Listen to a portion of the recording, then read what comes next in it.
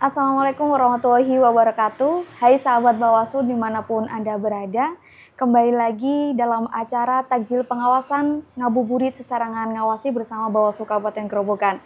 Nah, kali ini saya ditemani oleh Kordif Penanganan Pelanggaran Data dan Informasi Bawaslu Grobogan, Bapak Desi Arya Hartanta. Langsung saja saya sapa, selamat sore Pak Ari. Selamat sore Mbak Alif. Ya, baik. Dalam kesempatan sore hari ini kita akan membahas terkait dengan liku-liku penanganan pelanggaran pada pemilihan 2024. Tentunya akan sangat menarik karena memang untuk pemilihan tahun 2024 kan sudah selesai. Tentunya sahabat Bawaslu akan penasaran sebenarnya apa sih yang ada pada penanganan pelanggaran dan mungkin nanti ada proses. Kemudian penanganan pelanggaran itu apa saja. Langsung saja mungkin nanti saya langsung berbincang dengan Pak Ari yang akan membicarakan atau berdiskusi secara langsung ya Pak ya. Langsung saja Pak, mungkin boleh disapa dulu sahabat Bawaslu Pak. Gitu saya Pak. Ya. Baik. Assalamualaikum warahmatullahi wabarakatuh. Selamat sore, salam sejahtera buat kita semuanya. Om Swastiastu, Namo Buddhaya, salam kebajikan, salam seger waras buat semuanya, dan selamat menjalankan ibadah puasa yang ke-17 ya Pak. Betul, 17 bagi sahabat-sahabat Bawaslu yang menjalankan puasa Ramadan. Ya. Baik, langsung saja ke pertanyaannya Pak, karena tadi sudah saya sampaikan terkait temanya kan liku-liku penanganan pelanggaran pada pemilihan 2024. Sebenarnya penanganan pelanggaran sendiri itu secara gambaran umumnya tuh seperti apa sih Pak? Atau baik, mungkin pelanggaran ya Pak ya? Iya, baik Mbak Ali. Jadi mendasari bahwasanya Bawaslu selaku lembaga pengawas pemilu ya, dalam hal ini kan mempunyai tugas, wewenang dan kewajiban, diantaranya adalah tentunya pengawasan, tugas pokoknya. Nah, dalam pengawasan penyelenggaraan pemilu maupun pemilihan, jadi ada dua konteks, yaitu pemilu dan pemilihan atau pilkada. Kalau pemilu itu biasanya kan masyarakat lebih awam menyebutnya pileg dan pilpres. Nah, itu kemudian kalau pemilihan itu biasanya pilkada, baik pemilihan gubernur dan wakil gubernur, pemilihan bupati dan wakil bupati, ataupun pemilihan wali kota dan wakil wali kota. Di tahun 2024 ini Mbak Alif, ya sahabat Bawaslu, bahwasanya kita melakukan pemilu yang serentak, jadi bersama-sama.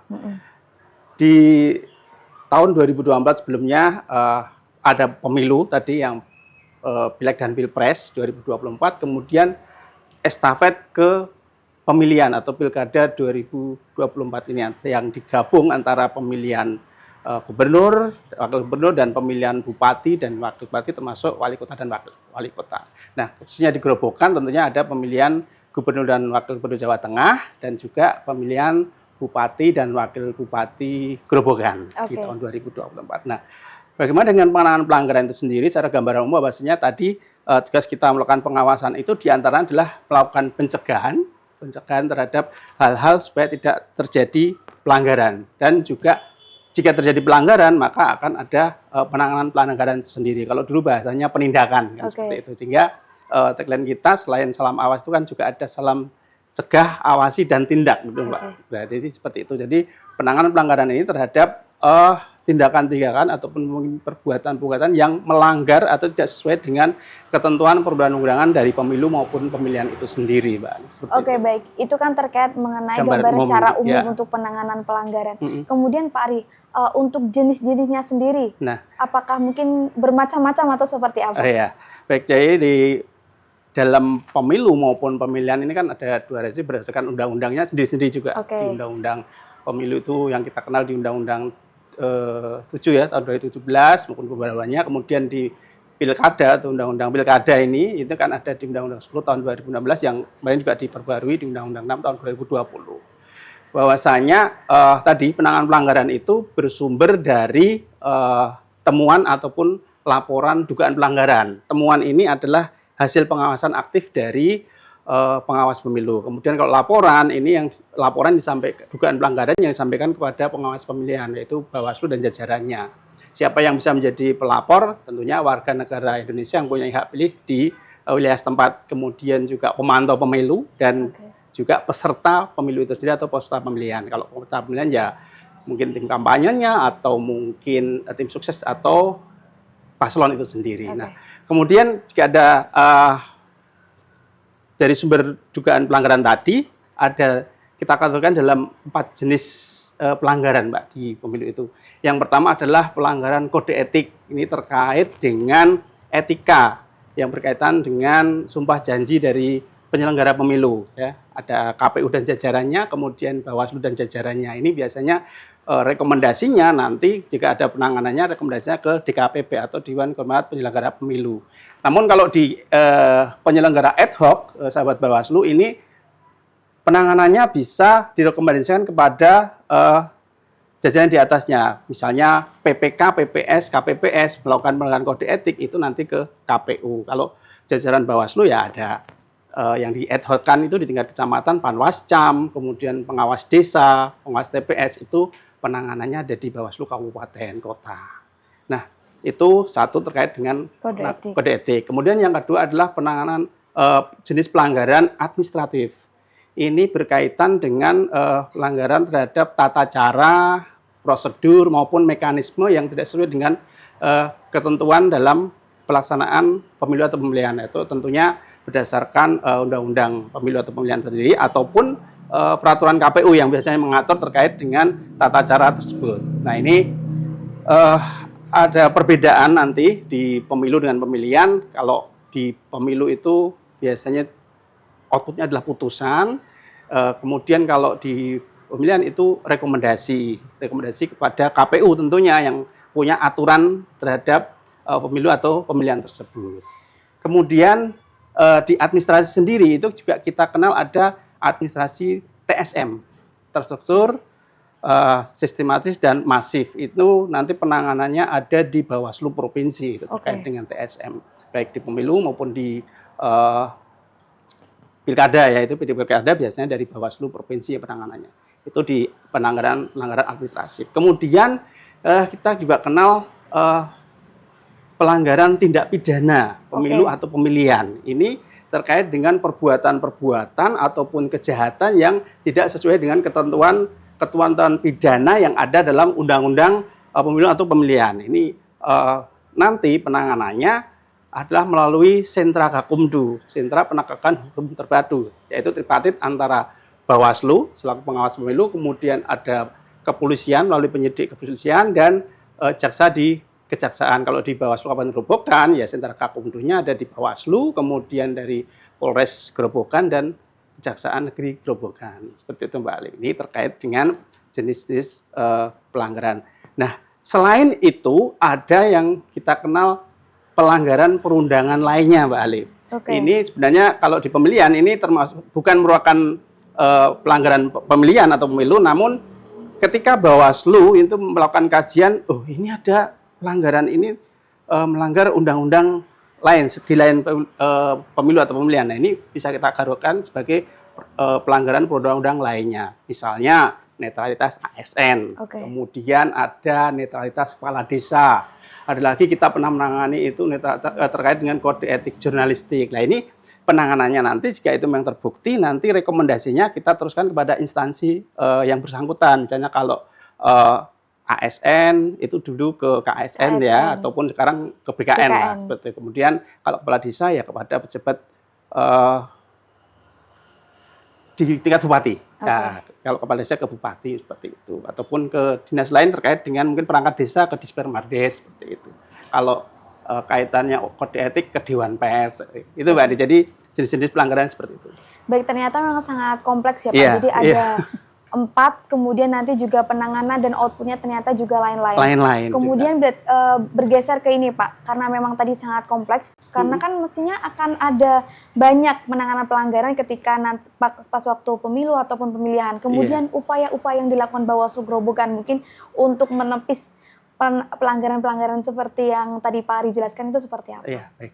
Jadi sahabat Bawaslu, kita ketahui bahwasanya suatu kontestasi ya itu mungkin tidak terlepas dari trik-trik dari para kontestan itu sendiri. Betul. Nah, ini harapan kita tentunya jalannya pemilu atau pemilihan dalam konteks ini pemilihan lah itu ya berjalan sesuai dengan rel yang ada, sesuai dengan aturan, sesuai dengan undang-undang, sesuai dengan peraturan KPU yang sudah ditetapkan. Namun demikian tentunya tadi kami katakan ada strategi dari kontestan ini supaya memperlancar bagaimana perolehan suaranya, kemudian boleh dukungan dari masyarakat, tentunya kadang ada hal-hal yang juga dilanggar di luar dari ketentuan itu. Nah, tentunya kami dari Bawaslu itu juga ada strategi yang namanya pencegahan. Nah, kita senantiasa mengedepankan pencegahan di atas pencegahan sebelum terjadinya pelanggaran. Gitu. Hal ini ya supaya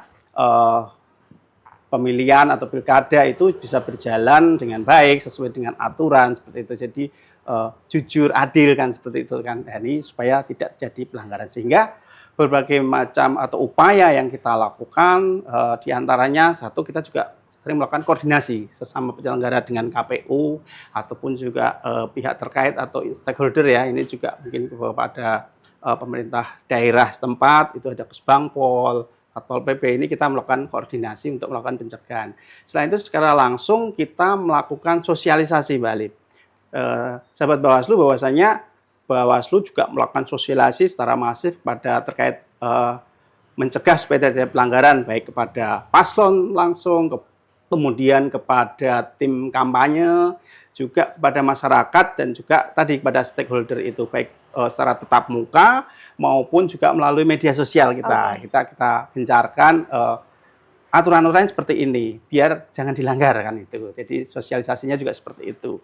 Kemudian secara langsung setiap kita ada tahapan, kita melakukan himbauan, menyampaikan surat himbauan baik kepada peserta kontestan, dalam ini ya paslon ya, paslon, kemudian juga tim kampanye, juga kepada pihak-pihak lain yang dilarang atau terlibat dalam pemilu, misalnya tadi ASN, kepala desa, perangkat desa, TNI, Polri, itu kita lakukan himbauan-himbauan di setiap tahapan.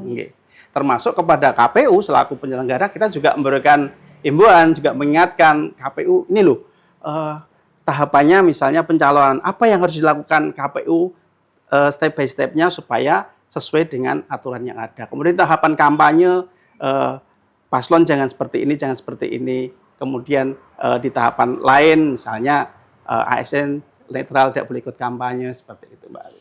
Kemudian Pak, untuk penanganan pelanggaran sendiri yang terjadi atau mungkin yang ditangani oleh Bawaslu Grobogan pada pemilihan 2024, itu kira-kira kemarin apa saja gitu? Ya, tentunya meskipun kita juga sudah melakukan pencegahan ya, harapannya kan supaya tidak ada pelanggaran, namun juga sedikit banyak yang tadi, karena dari pihak kontestan itu kadang punya strategi dalam trik untuk memenangkan sebuah kontestasi ini, ya tidak terlepas kadang ada hal-hal yang melanggar aturan. Sehingga di pemilihan 2024 kemarin, khususnya di pemilihan Bupati dan Wakil Bupati Grobogan, Mbak Alif, itu kita menangani dugaan pelanggaran yang bersumber dari laporan dan temuan.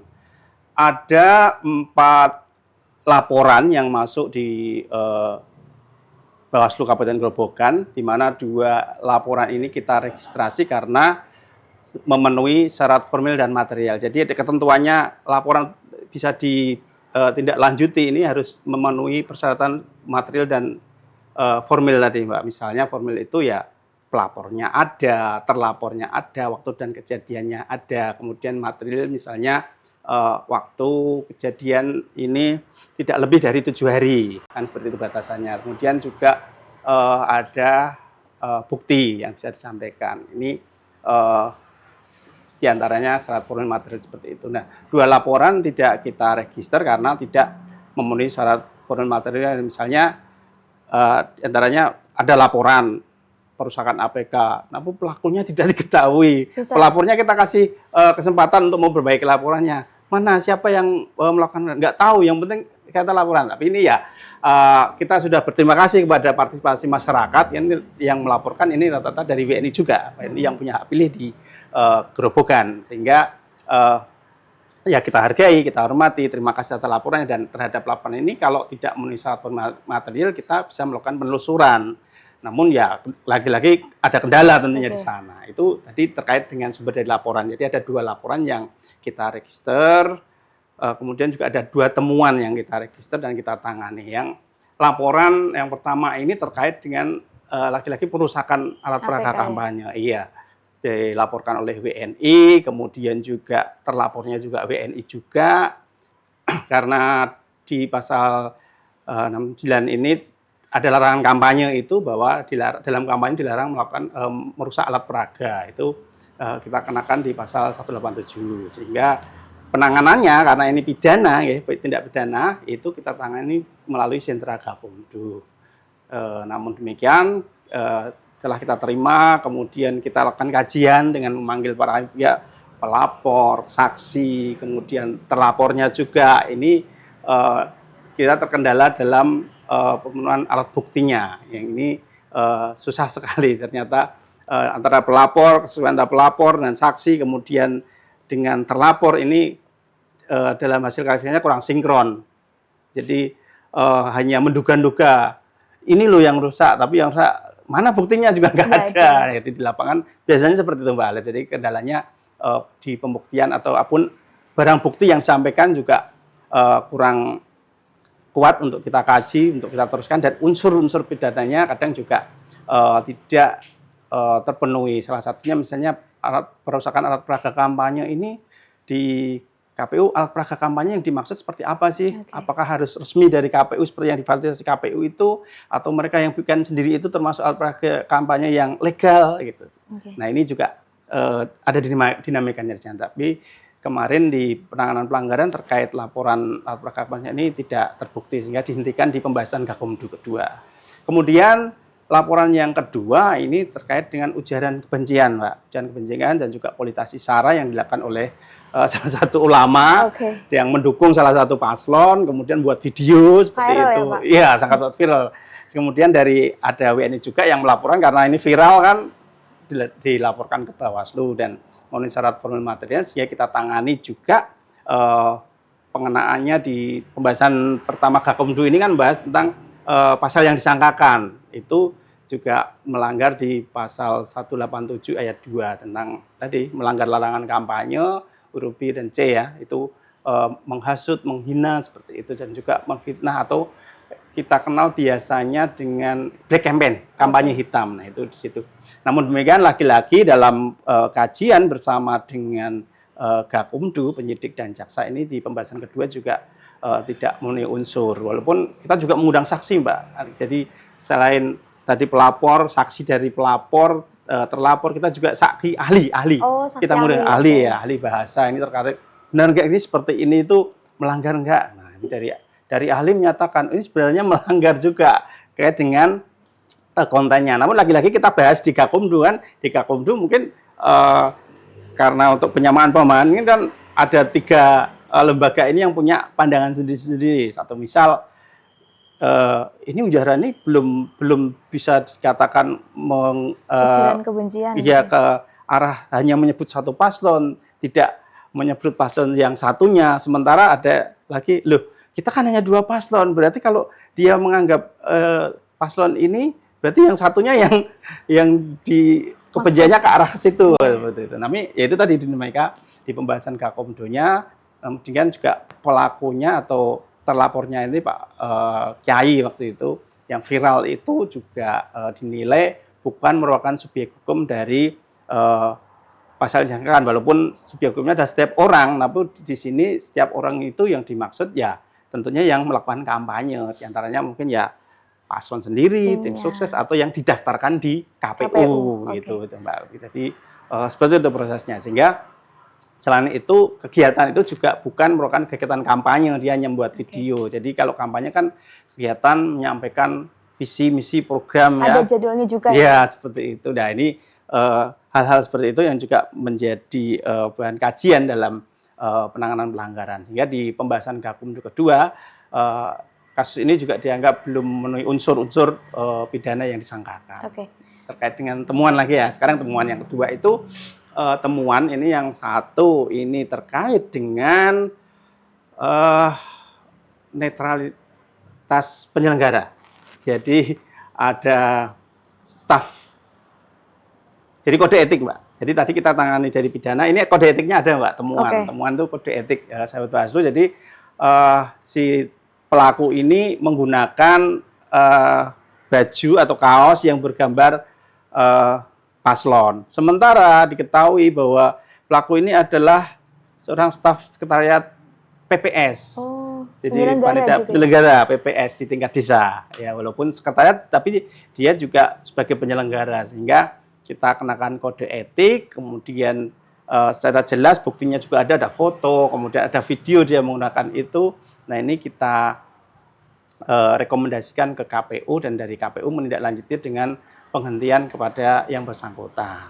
Selain itu, ternyata yang bersangkutan ini juga seorang perangkat desa. Nah, terkait dengan ini berarti kan ada perundang-undangan lainnya yang dilanggar. Ini kita teruskan ke Dispermasdes. Tentunya di Dispermasdes ada sanksinya biasanya peringatan. Mungkin tidak seperti di KPU kalau diberhentikan dari staf sekretariat PPS. Itu ya. Kemudian ada temuan yang berikutnya terkait dengan kampanye tanpa surat pemberitahuan yang dilakukan oleh tim kampanye. Jadi ini juga laki-laki yang sering dilanggar terkait dengan administratif, Pak. Jadi tadi ada pidananya, ada 2 laporan itu masuk pidana, kemudian temuan ini 1 kode etik, yang 1 administratif. Jadi di ketentuan peraturan KPU itu bahwasanya paslon maupun tim kampanye setiap melakukan kampanye ini harusnya menyampaikan surat pemberitahuan kepada kepolisian yang ditembuskan kepada KPU dan Bawaslu. Nah, ini dalam hal ini mungkin menganggap remeh mungkin ya tim kampanye, itu ada tempat itu di pasar, Mbak. Jadi dia ketika ada perjalanan dari satu lokasi ke lokasi untuk kampanye, dia di tengah jalan ini melihat, wah, ada kerumunan di pasar. Berhentilah di situ paslon itu. Ya sebenarnya kalau berhenti sih oke-oke aja, Mbak. Tapi di situ ada metode kampanye yang dilakukan, yaitu penyebaran bahan kampanye, nyebar kaos, kemudian pamflet, stiker, dan mungkin juga termasuk dengan dialog dengan pedagang yang ada di situ ya, tentunya untuk menarik simpatik daripada masyarakat di pasar kan ramai. Nah, ini kemudian juga kita dari jajaran Bawaslu dan Panwaslu Kecamatan yang melakukan pengawasan sudah melarang, jangan dilakukan. Ini kan tidak ada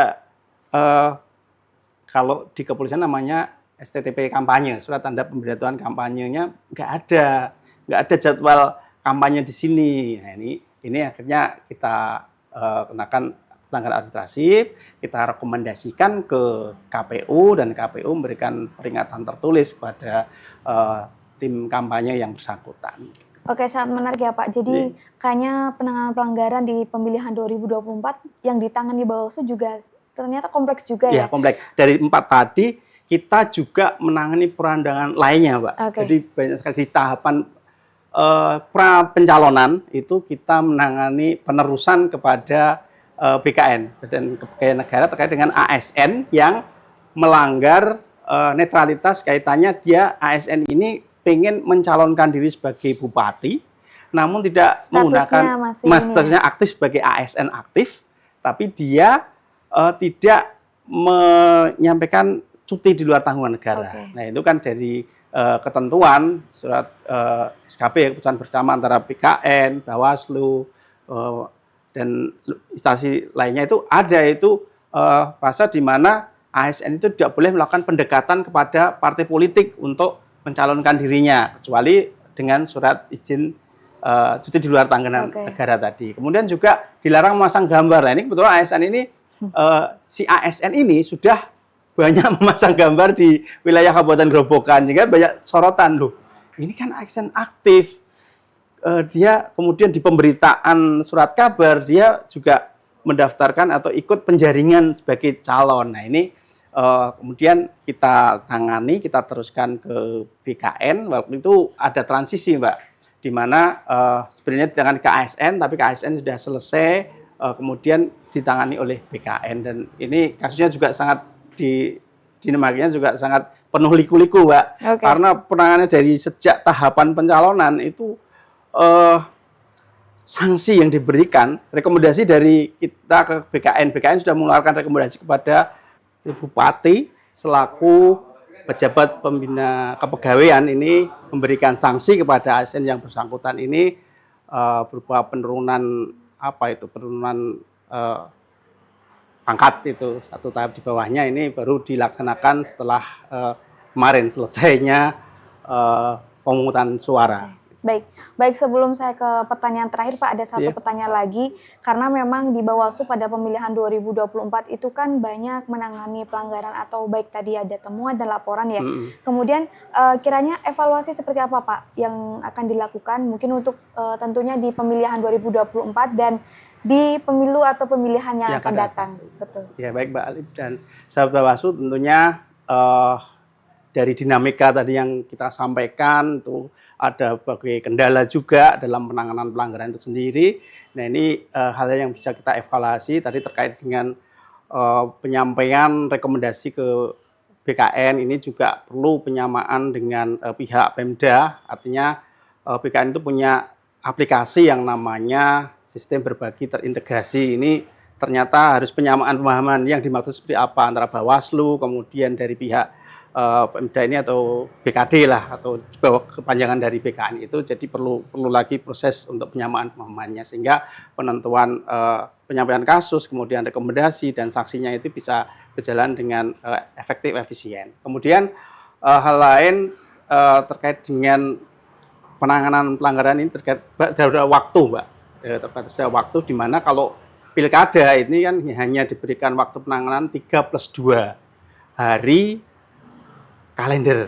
Berbeda dengan pemilu itu 7+7 hari kerja. Artinya hari kerja kalau Sabtu Minggu kan bisa libur. Tapi kalau di pilkada ini harinya hari kalender. Jadi Sabtu Minggu kita gas terus. Nah, dalam penanganannya terutama di penanganan pidana ini kadang satu hari pertama ini sudah argonya sudah jalan, kita terputus untuk pembahasan Gakumdu yang pertama. Ini juga mengurangi efektivitas dalam penanganannya sehingga kalau bisa ya nanti harapan kita disamakanlah dalam penanganan pelanggaran pilkada dengan pemilu itu kalau yang 7+7 itu sehingga kita bisa lebih leluasa dalam penanganannya. Kemudian perlu juga koordinasi dengan KPU terkait dengan aturan-aturan kampanye khususnya tadi APK tadi Mbak, APK ya di mana sih APK yang ilegal itu seperti apa yang dimaksud dengan alat peraga kampanye sehingga dalam penentuan kasus bila ada perusahaan APK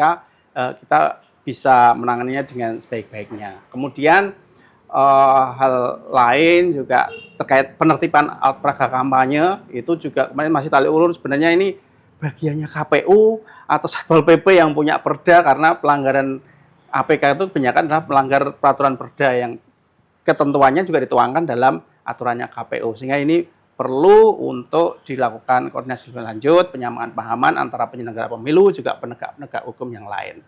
Selain itu juga perlunya pemahaman juga kepada peserta pemilu atau peserta pilkada ini termasuk juga tim kampanye dan juga masyarakat sehingga masing-masing juga mengetahui aturan-aturan dalam penyelenggaraan pemilu atau pemilihan. Oke, baik. Pertanyaan terakhir ya Pak, ini karena sekarangnya juga sudah panjang ya untuk perbincangan kita pada mau buka puasa. Betul, nanti kita bisa war takjil ya Pak. Oke, pertanyaan terakhir, kemudian harapan Pak, mungkin harapan yang mungkin diinginkan ya untuk di pemilihan atau pemilu yang akan datang. Iya.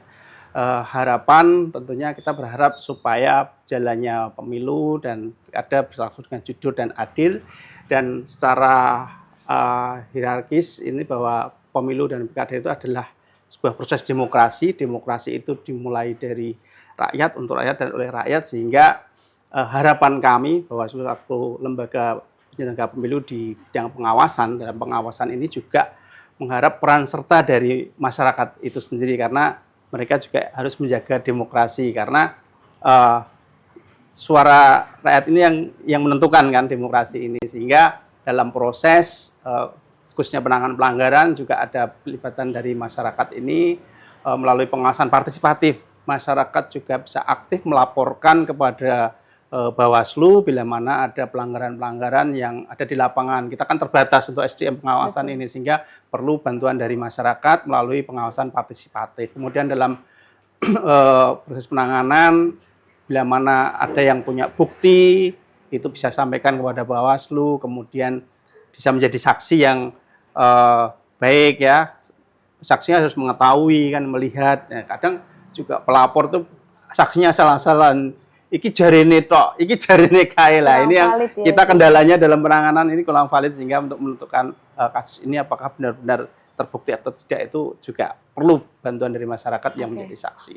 Jadi sekali lagi ya kita berharap semoga ke depan kewenangan Bawaslu ini juga diperkuat, Mbak, ya, karena salah satunya kita juga nggak punya kewenangan paksa untuk memanggil saksi ataupun terlapor. Ini kadang kan ada batasan di situ, sehingga ke depan di mana Bawaslu ini dipercaya sebagai penegak hukum dalam penanganan pelanggaran, harapan kami juga kewenangannya juga diperkuat.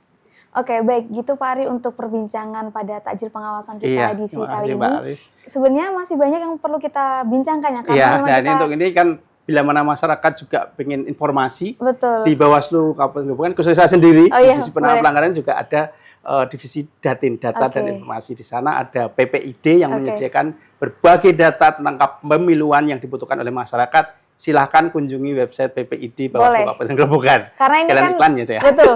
Karena ini kan waktunya terbatas ya Pak. Jadi karena ini waktunya juga sebentar lagi sudah beduk maghrib, sahabat Bawaslu juga akan berbuka puasa. Dan mungkin kami ucapkan terima kasih kepada Pak Ari atas waktunya yang sudah mohon maaf kalau ada kesalahan dalam pengisian ini. Pak, mengisi takjil pengawasan pada sore hari ini, dan kami ucapkan terima kasih juga kepada seluruh sahabat Bawaslu yang sudah bergabung pada acara takjil pengawasan sore hari ini.